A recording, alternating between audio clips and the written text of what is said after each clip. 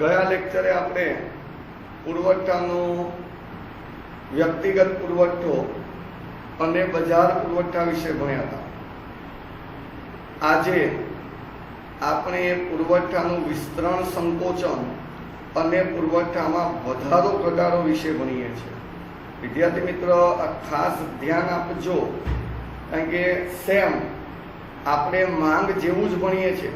માંગમાં આપણે ભણ્યા હતા વ્યક્તિગત માંગ, બજાર માંગ, સામે આપણે પુરવઠામાં એ જ રીતે ભણ્યા, બરાબર, કે વ્યક્તિગત પુરવઠો, બજાર પુરવઠો।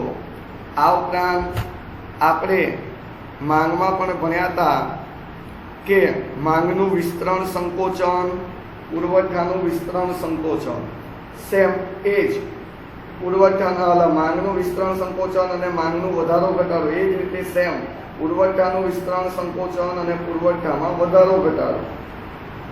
ચલો ધ્યાન આપજો, પહેલી તો આપણે વ્યાખ્યા જોઈએ છે, પણ આપણે અહીંયા વ્યાખ્યા વિદ્યાર્થી મિત્રો બીજા નંબરે આપેલી છે, બીજા મુદ્દામાં વ્યાખ્યા આપેલી છે। અને આ પ્રશ્ન પણ સેમ વ્યક્તિગત પુરવઠો અને બજાર પુરવઠાની જેમ અલગથી પણ પૂછાય છે અને તફાવત સ્વરૂપે પણ પૂછાય છે। જો તફાવત સ્વરૂપે પૂછાય તો જે રીતે આપણે પ્રેઝન્ટ કર્યું છે અને અત્યારે સમજાવીશું એ સ્વરૂપે જ લખવાનું। પણ જો કદાચ તમને પ્રશ્ન સ્વરૂપે પૂછાય કે પુરવઠાનું વિસ્તરણ સંકોચન સમજાવો, તો પછી આખો પુરવઠા વિસ્તરણ સંકોચનનું જે છે, બરાબર, આખો ભાગ એ જ સમજાવી દેવાનું છે। પણ આપણે પહેલા વ્યાખ્યા લખવાની। ધ્યાન આપજો, વ્યાખ્યામાં અન્ય પરિબળો યથાવત રહેતા, અન્ય પરિબળો તો આપણને ખબર છે, પુરવઠાને અસર કરતા અન્ય પરિબળો 4 હતા। અને એ જે અન્ય પરિબળો છે, અન્ય પરિબળો કેવા રહે? યથાવત રહે। અન્ય પરિબળો કેવા રહે છે? યથાવત રહે। અને વસ્તુની કિંમતમાં શું થાય? ફેરફાર થાય। વસ્તુની કિંમતમાં શું થાય? ફેરફાર થાય। અને એ ફેરફાર થવાને કારણે પુરવઠામાં પણ ફેરફાર થાય।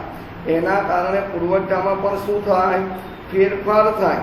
તો ધ્યાન આપજો ખાસ, પુરવઠાનો એને શું કહેવામાં આવે છે? વિસ્તરણ સંકોચન, કે અન્ય પરિબળો યથાવત રહે અને કિંમતમાં ફેરફાર થવાને કારણે વસ્તુના પુરવઠામાં યાદ રાખજો ખાસ વિદ્યાર્થી મિત્ર, વસ્તુના પુરવઠામાં પણ ફેરફાર થાય, તો એના કારણે પુરવઠા જે ફેરફાર થયો એને શું કહેવામાં આવે છે? પુરવઠાનું વિસ્તરણ સંકોચન। સામે વિદ્યાર્થી મિત્ર આપણે પુરવઠાના વધારા ઘટાડાની વાત કરી લઈએ તો કિંમત સિવાયના અન્ય પરિબળોમાં ફેરફાર થવાને કારણે, આ યાદ રાખજો, ઓલામાં અન્ય પરિબળો યથાવત રહે અને કિંમતમાં ફેરફાર થાય। આમાં આપણને કીધું છે અન્ય પરિબળો જે છે, બરાબર, એમાં ફેરફાર થાય અને કિંમત શું રહે? સ્થિર રહે। એટલે કિંમત સિવાયના અન્ય પરિબળોમાં ફેરફાર થાય અને કિંમત કેવી રહે? સ્થિર। તો એના લીધે પુરવઠામાં જે ફેરફાર થાય છે, તો એને પુરવઠામાં શું કહેવામાં આવે છે? વધારો ઘટાડો। ફરીથી યાદ રાખજો, વિસ્તરણ સંકોચનમાં અન્ય પરિબળો યથાવત રહે, પુરવઠામાં વધારા ઘટાડામાં કિંમત યથાવત રહે, એટલે કે કિંમત સ્થિર રહે। પુરવઠાના વિસ્તરણ સંકોચનમાં કિંમતમાં ફેરફાર થાય છે, સામે પુરવઠાના વધારા ઘટાડામાં અન્ય પરિબળોમાં ફેરફાર થાય છે। અને પુરવઠાના વિસ્તરણ સંકોચન અને પુરવઠાના વધારા ઘટાડામાં બંનેમાં તમે જો પુરવઠામાં તો ફેરફાર થાય જ છે, ખાલી મેઇન ટોપિક જ છે કે ઓલામાં અન્ય પરિબળો યથાવત રહે તો અહીંયા કિંમત યથાવત રહે, ઓલામાં કિંમત ફરે તો આમાં કિંમત સ્થિર રહે છે। એટલે ધ્યાન આપજો ખાસ, બંનેમાં પુરવઠામાં તો ફેરફાર થાય જ છે, જેને કહેવામાં આવે છે પુરવઠાનું વિસ્તરણ સંકોચન। તો સામે કહેવામાં આવે છે પુરવઠામાં વધારો ઘટાડો। ચલો વિદ્યાર્થી મિત્ર, વ્યાખ્યા વાંચી નાખો, પછી આગળ બીજા મુદ્દા તરફ વધીએ છીએ।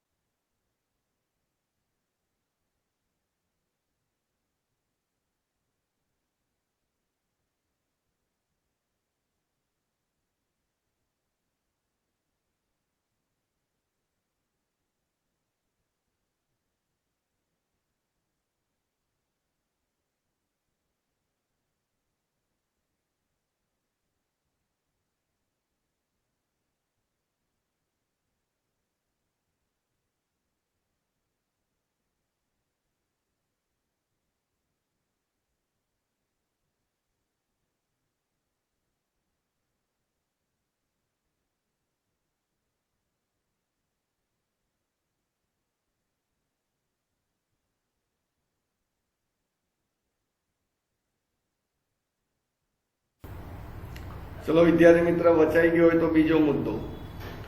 અને આમ જોઈએ તો હવે આમાં સ્ક્રીન ઉપર જે છે એની અંદર પહેલો મુદ્દો કે પુરવઠાનું વિસ્તરણ સંકોચનથી કિંમતમાં પ્રેરિત ફેરફાર થાય છે. એટલે આપણને એટલું ખબર પડી જવી જોઈએ કે પુરવઠાનું વિસ્તરણ સંકોચન એ કિંમત પ્રેરિત ફેરફાર છે. એટલે કિંમતમાં ફેરફાર થાય એના લીધે જ થાય છે.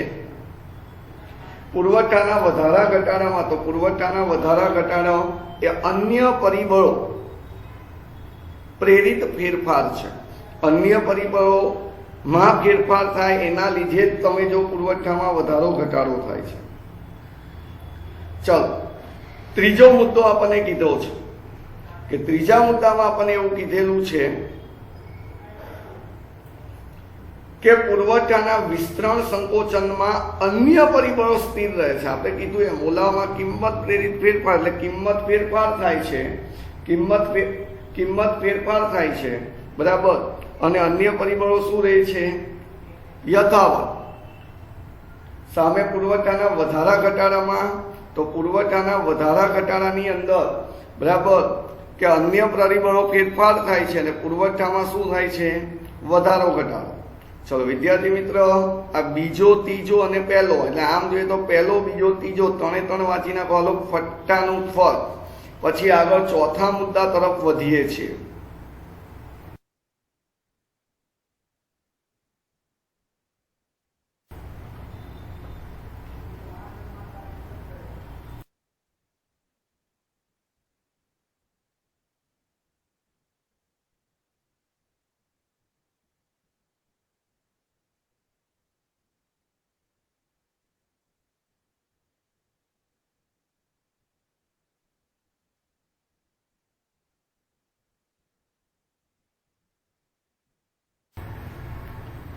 એક થી ત્રણ મુદ્દા વચાઈ ગયા હોય તો હવે ચોથા મુદ્દા તરફ આગળ વધીએ. ચોથા મુદ્દામાં એવું કંઈક કીધું છે, પુરવઠાના વિસ્તરણ સંકોચનમાં પુરવઠા રેખા બદલાતી નથી. કારણ કે પુરવઠા રેખા એક જ બને છે. પુરવઠા રેખા આની અંદર કેટલી બને? એક જ. જેમ આપણે માંગ રેખા જોઈ ગયા હતા, બરાબર, એક જ બનતી, તેમ પુરવઠા રેખા એક જ બનશે. એટલે પુરવઠા રેખા બદલાતી નથી. સામે પુરવઠાના વધારા ઘટાડામાં સમગ્ર પુરવઠા રેખા બદલાય છે. એ આપણને બધાને ખબર જ છે, બરાબર, કે એક ડાબી બાજુ જાય છે અને એક જમણી બાજુ જાય, એટલે ટોટલ 3 પુરવઠા રેખા બને છે. જેના કારણે પુરવઠાના વધારા ઘટાડામાં પુરવઠા રેખા બદલાય છે. આ ટોટલ વિદ્યાર્થી મિત્રો 4 મુદ્દા થયા. અને હવે આપણને બધાને ખબર જ છે, પાંચમો મુદ્દો કયો લખવાનો આવે? અનુસૂચિ. છઠ્ઠો આવે આકૃતિ અને સાતમો મુદ્દો આવે સમજૂતી. એટલે આમ જોઈએ તો ટોટલ 7 મુદ્દા.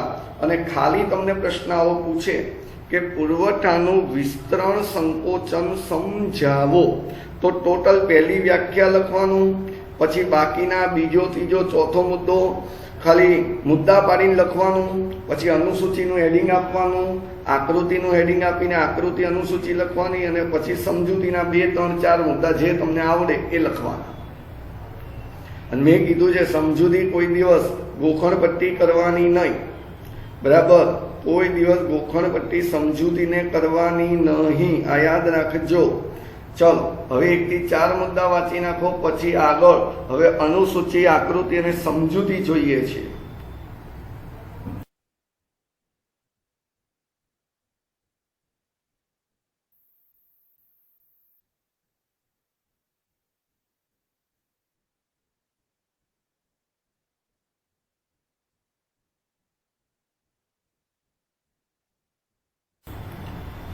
તો 4 મુદ્દા વચાઈ જાય. પછી પાંચમો મુદ્દો આપણે અનુસૂચિ.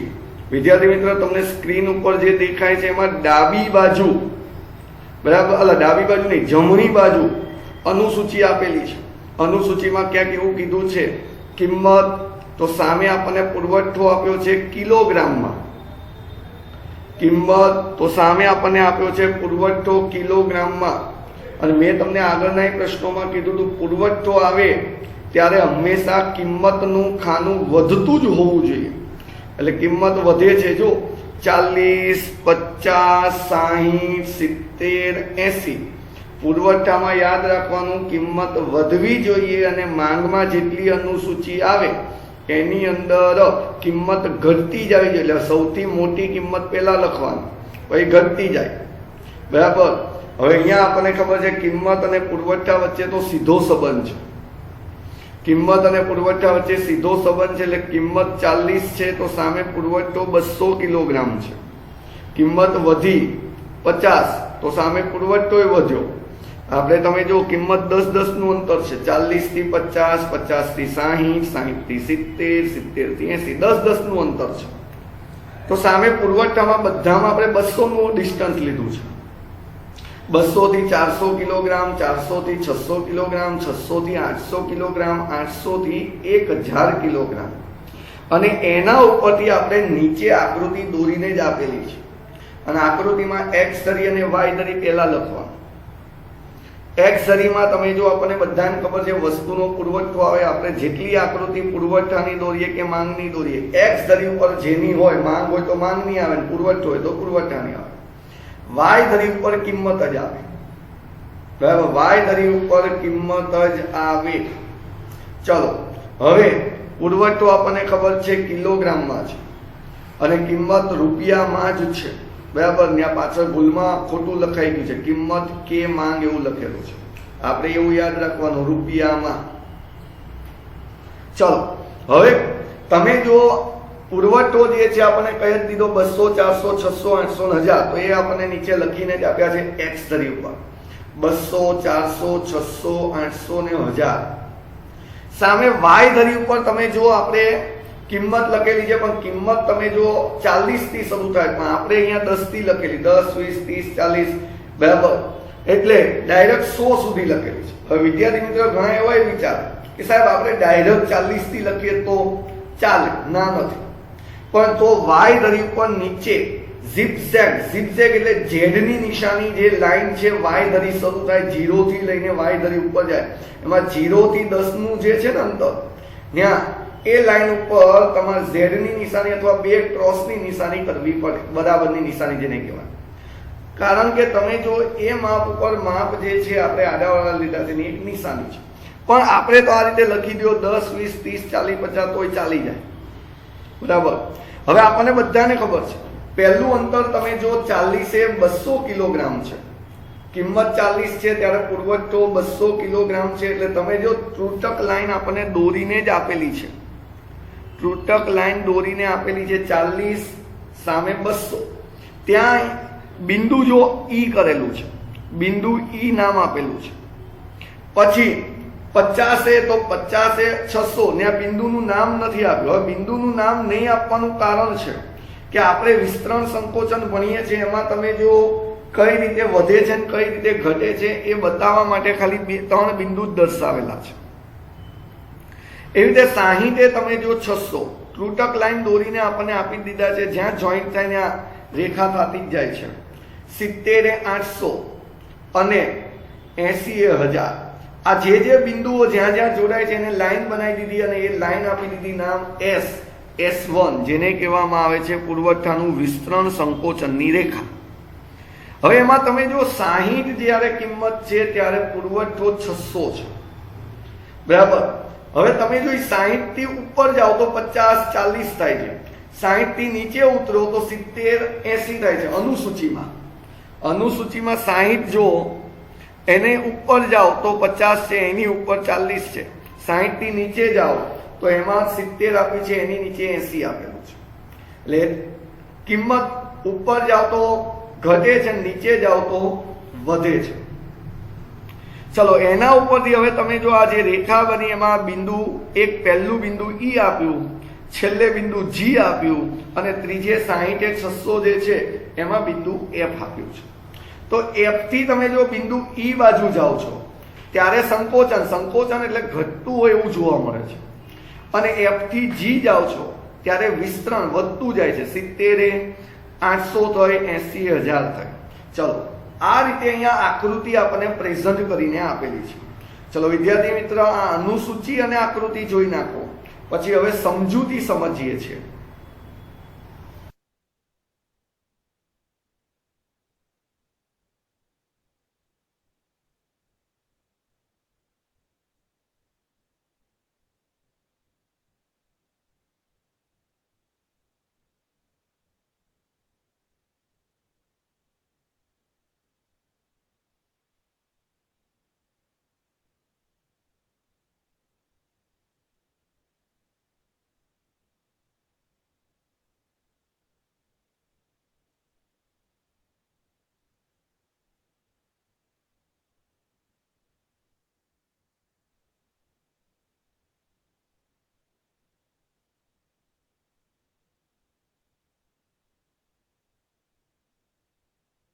મિત્રો તો સમજૂતી તો હંમેશા યાદ રાખવાની, જાતે જ બનાવવાની, કોઈ ઉપરથી ડિપેન્ડેડ કે મોઢે કરવાની કે કોઈ સમજવા બીજી કોઈ જરૂર જ નથી. જેમ કે તમે જો આપણે અહીંયા અનુસૂચિ આકૃતિ લખી એના ઉપરથી સમજૂતી જાતે જ બનાવીએ છીએ. જેમ કે પહેલો જ મુદ્દો શું બનશે?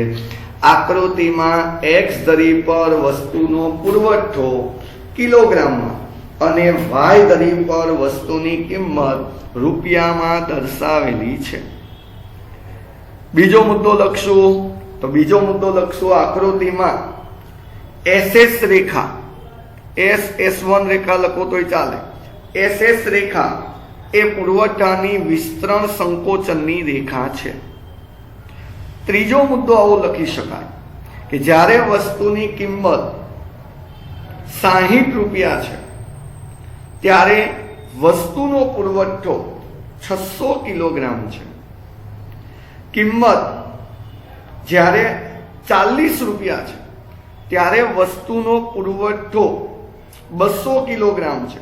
એટલે કે જ્યારે કિંમત 60 છે ત્યારે કિલોગ્રામ, એટલે કે પુરવઠો 600 કિલોગ્રામ છે. એ આપણે બિંદુ F નામ આપેલું છે.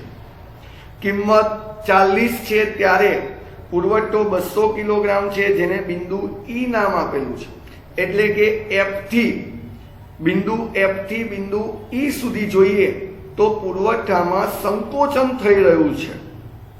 જ્યારે કિંમત 80 છે ત્યારે પુરવઠો 1000 કિલોગ્રામ છે, જેને બિંદુ G નામ આપેલું છે.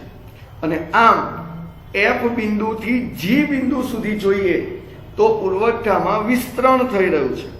એટલે કે બિંદુ F થી બિંદુ E સુધી પુરવઠાનું સંકોચન થઈ રહ્યું છે અને બિંદુ F થી બિંદુ G એ પુરવઠાનું વિસ્તરણ થઈ રહ્યું છે, જે પુરવઠાનું વિસ્તરણ સંકોચન દર્શાવે છે. એટલે વિદ્યાર્થી મિત્રો યાદ રાખજો, અનુસૂચિ જે છે, અનુસૂચિ એ આંકડામાં જ આવે, પછી એના ઉપરથી આકૃતિ આવે, અને સમજૂતી હંમેશા અનુસૂચિ અને આકૃતિ બંને ઉપરથી બનાવવાની જ હોય. એ કોઈ દિવસ મોઢે કરવાની હોય જ નહીં.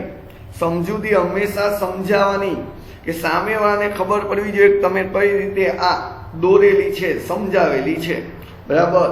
એટલે આ સમજૂતી હંમેશા જાતે જ લખવાની. બરાબર? ચલો, આ પહેલું આપણે પૂરું થઈ ગયું, વિસ્તરણ સંકોચનની અનુસૂચિ આકૃતિ. ચલો હવે પાછું આગળ વધીએ વધારા ઘટાડાની અંદર. તો વધારા ઘટાડામાં આપણને આપેલું છે, તો વધારા ઘટાડામાં આપણને અનુસૂચિ અને આકૃતિ આપેલી છે. તો યાદ કરો વિદ્યાર્થી મિત્રો કે આપણે વધારા ઘટાડામાં કિંમતને સ્થિર રાખી હતી અને અન્ય પરિબળોમાં ફેરફાર કર્યો હતો. કિંમત સ્થિર રાખી હતી એટલે તમે જો બધામાં કિંમત સરખી જ છે, 30 30 30 30 30, સામે પુરવઠો ચેન્જ થાય છે, 100 200 300 400 500. આપણે પુરવઠાના વધારા ઘટાડામાં એવું ક્યાંક કીધું હતું, કિંમત સ્થિર રહે અને અન્ય પરિબળોમાં ફેરફાર થવાને કારણે પુરવઠામાં ફેરફાર થાય. એટલે અહીંયા આપણે કિંમત જે છે એ સ્થિર જ રાખી, બધામાં 30 છે, સામે પુરવઠો 100 200 300 400 500 છે. એટલે એના ઉપરથી ધ્યાન આપજો ખાસ. ચલો અનુસૂચિ જોઈ લ્યો વિદ્યાર્થી મિત્રો, પછી આકૃતિ જોઈએ છે અને સમજૂતી જોઈએ છે.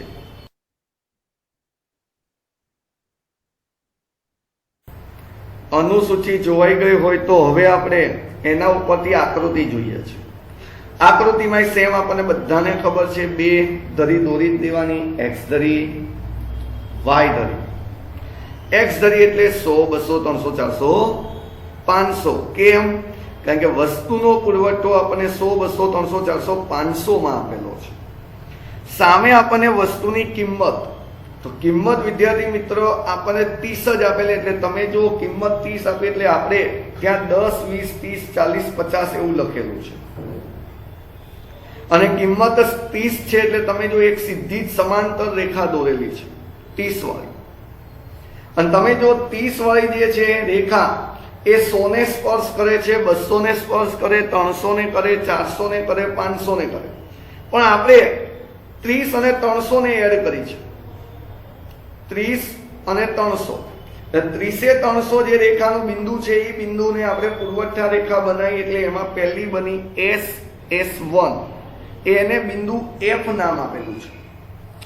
હવે તમે જો પછી આપણે લીધું છે, હવે વિદ્યાર્થી મિત્ર અહીંયા આપણે એવું લીધું છે 200 અને 30 એટલે કે 30 કિંમત છે અને 200 પુરવઠો છે એ લીધું છે। એટલે ત્યાં તમે જો બીજી પુરવઠા રેખા બની એને પુરવઠા બિંદુ E આપ્યું છે, ત્યાં પુરવઠા રેખા એવી રીતે દોરેલી છે S2। હવે ઘણા વિદ્યાર્થી મિત્ર એવું વિચાર કે સાહેબ કદાચ આપણે અહીંયા જે 30 અને 100 વાળી જે છે જે આમાં દોરીને આપેલી નથી, તો કદાચ ત્યાં આપણે બિંદુ ઈ બિંદુ ત્યાં લઈએ અને ત્યાં આપણે S અને S2 નામ આપીએ તોય ચાલે હો વિદ્યાર્થી મિત્ર। એવું નથી, મેં અહીંયા 30 અને 200 નું જે લીધું છે એની જગ્યાએ તમે 30 અને 100 નું જ્યાં બિંદુ આવે છે દોરેલું નથી, પણ જ્યાં તમારે દોરો તો ત્યાં આવતું હોય ત્યાં ઈ બિંદુ લખો તોય ચાલે। સેમ એવું જ તમે જો અહીંયા આકૃતિમાં 30 અને 400 નું જે બિંદુ ભેગું થાય છે ત્યાં G બિંદુ આપેલું છે, 30 અને 400, અને ત્યાં રેખા જે બની આ S અને S3 નામ આપેલું છે। પણ કદાચ તમે અહીંયા 30 અને 500 ની જે રેખા બને ત્યાં G બિંદુ આપો ને ત્યાં S અને S3 રેખા દોરો તોય ચાલે। જરૂરી નથી તમે અહીંયા જે આપી એમાં, હા એટલું યાદ રાખવાનું કિંમત 30 અને 300 છે ત્યાં પહેલું બિંદુ આવવું જોઈએ F। હવે સેમ આપણને ખબર છે સમજૂતી, તો સમજૂતી હંમેશા આપણે આપણી રીતે જ લખવાની છે, પણ પહેલા આકૃતિ સમજી લો, આકૃતિ સમજાઈ જાય પછી આપણે સમજૂતી સમજીએ છીએ। પહેલા આકૃતિ સમજી લો, મેં કીધું એમ કે 30 અને 100 છે ત્યાં તમે બિંદુ કરી શકો છો, ઓલી બાજુ 30 અને 500 છે ત્યાં પણ તમે બિંદુ કરી શકો છો, પણ આપણે 3 રેખા દોરવાની, 3 રેખા દોરીને સમજાવી દેવાનું કે તમે જો જેમ ડાબી બાજુ રેખા જાતી જાય છે તેમ તેમ ઘટાડો થાય છે, જમણી બાજુ જેમ જેમ રેખા જાતી જાય છે એમ વધારો થાય છે, એવું સૂચન કરે છે। એ આપણે સમજૂતીમાં સમજાવશું, પણ અત્યારે અનુસૂચિ ઉપરથી આકૃતિ બધા વિદ્યાર્થી મિત્રો શાંતિથી જોઈ નાખો, પછી સમજૂતી સમજીએ છીએ।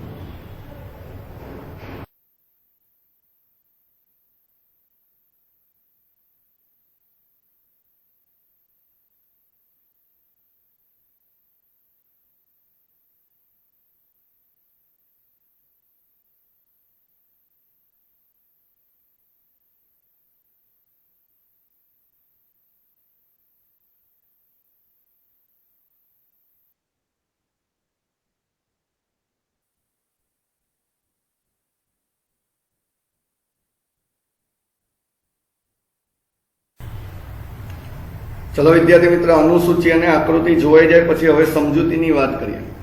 સમજૂતી મેં આગળ કીધું છે કોઈ દિવસ બને ત્યાં લગી મોઢે નહીં કરવાનું, એક વખત શાંતિથી વાંચી નાખવાની, સમજી લેવાની।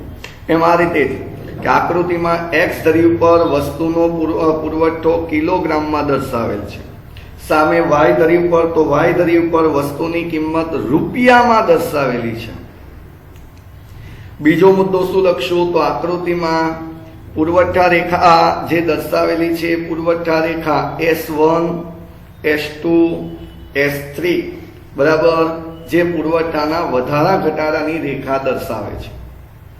હવે આગળ મુદ્દો લખી શકાય, જ્યારે વસ્તુની કિંમત 30 રૂપિયા છે ત્યારે વસ્તુનો પુરવઠો 300 કિલોગ્રામ છે, જેના માટે આપણે એક બિંદુ દર્શાવેલું છે જે રેખા S1 દર્શાવે છે। કિંમત 30 રૂપિયા છે ત્યારે વસ્તુનો પુરવઠો 100 કિલોગ્રામ છે। 100 ને આપણે તો અહીંયા આકૃતિ જે દોરી એના ઉપરથી લઈએ તો જ્યારે કિંમત 30 રૂપિયા છે ત્યારે પુરવઠો 200 કિલોગ્રામ છે, જ્યારે જેને બિંદુ E તરીકે દર્શાવેલું છે અને જેને રેખાનું નામ આપેલું છે S2, એટલે કે બિંદુ F થી બિંદુ E તરફ જતા પુરવઠામાં ઘટાડો થતો જોવા મળે છે। બિંદુ F થી બિંદુ E તરફ જતા પુરવઠામાં ઘટાડો થતો જોવા મળે છે। તેમ કિંમત 30 છે ત્યારે પુરવઠો 400 કિલોગ્રામ છે, જેને બિંદુ G ના નામે દર્શાવેલ છે, જેના પરથી પુરવઠા રેખા S3 રજૂ કરેલી છે। જેમ બિંદુ એફ થી બિંદુ ઈ તરફ જતા પુરવઠામાં ઘટાડો થયો છે, તેમ બિંદુ એફ થી બિંદુ જી તરફ જતા પુરવઠામાં વધારો થતો જોવા મળે છે. આમ એફ બિંદુથી ઈ બિંદુ એ પુરવઠાનો ઘટાડો સૂચવે છે અને બિંદુ એફ થી બિંદુ જી એ પુરવઠામાં વધારો સૂચવે છે, જેને પુરવઠાના વધારા ઘટાડા તરીકે ઓળખવામાં આવે છે. વિદ્યાર્થી મિત્રો, આ આપણી સમજૂતી અહીંયા પૂરી થઈ ગઈ. એટલે અનુસૂચિ પૂરી થઈ ગઈ, આકૃતિ પૂરી થઈ ગઈ, સમજૂતી પૂરી થઈ ગઈ. ફરીથી ટોટલ આપણે 7 મુદ્દા ભણ્યા.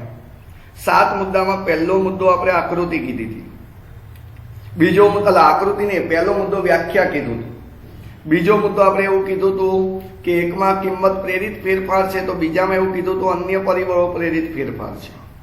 ત્રીજો મુદ્દો કીધો હતો તો બીજો મુદ્દો જેને કિંમત પ્રેરિત કીધો તેમાં અન્ય પરિબળો યથાવત હતા અને ઓલામાં અન્ય પરિબળો પ્રેરિત કીધું તો કિંમત યથાવત હતી. ચોથો મુદ્દો કીધો તો એકમાં પુરવઠા રેખા બદલાતી નથી તો સામે બીજામાં પુરવઠા રેખા બદલાય છે એનું જીવતું જાગતું ઉદાહરણ આ વધારો ઘટાડો. કે વધારા ઘટાડામાં 3 રેખા થઈ એટલે એ પુરવઠા રેખા બદલાણી કહેવાય. આપણે આગળની જે આકૃતિ કીધી એમાં એક જ રેખાની અંદર વિસ્તરણ સંકોચન આપી દીધું એટલે પુરવઠા રેખા બદલાતી નહોતી. એ 4 મુદ્દા જોયા પછી 5મો મુદ્દો આપણે અનુસૂચિ વાત કરી, 6થો મુદ્દો આકૃતિ વાત કરી અને 7મો મુદ્દો હતો એ હતી આપણી સમજૂતી. જો અલગથી પૂછાય તો પણ આ રીતે લખી શકાય અને જો તફાવત સ્વરૂપે પૂછાય તો પણ તમે લખી શકો છો. ચલો વાંચી નાખો વિદ્યાર્થી મિત્રો. પછી આગળ નવા પ્રશ્નની વાત કરીએ છીએ.